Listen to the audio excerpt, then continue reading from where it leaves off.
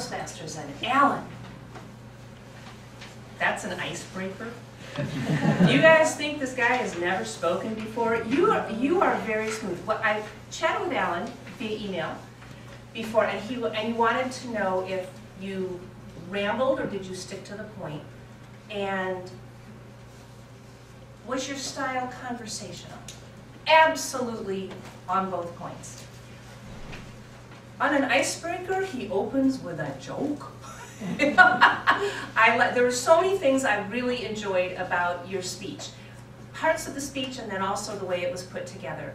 I loved opening with a joke. I liked your history of the East Coast and then little details.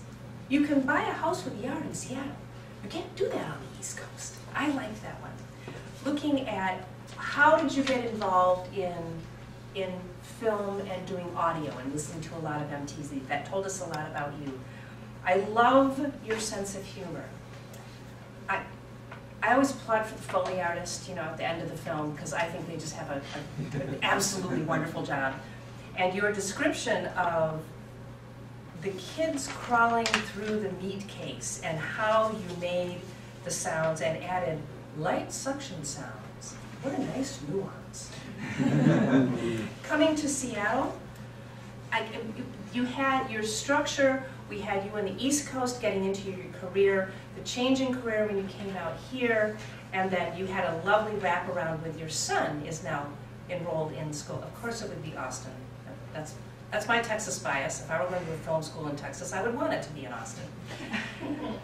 You were so comfortable up here. If you had notes, I didn't see them. Did you have notes? Yes. That was subtle. You had them down here. Then you had very good eye contact.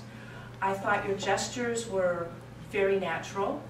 As you speak more, you'll be a little bit more comfortable as far as getting pointy, having more purpose to your gestures, but I didn't see, the only nervousness I saw might have been sometimes holding your hands. Something that, two points in your speech that I want to make a comment on. One is, you gave us a little dangling, and I had to get a real job. I think I spent the next minute and a half going, what was the real job? What was the real job? I wanted to know what that was. I was a bit distracted from the rest of your speech because I didn't know what it was. It's pretty boring. Obviously you left that out. But the other part is the Foley story. You're such a wonderful sense of humor. I would have liked to have heard more stories about either being a Foley artist or something just unusual and quirky with Dan Savage, or that it is such an interesting career. I would have liked to have heard more stories there. I can't wait to hear your next speech. Thank you so much for entertaining us and letting us know a little bit more about you. Madam General Evaluator.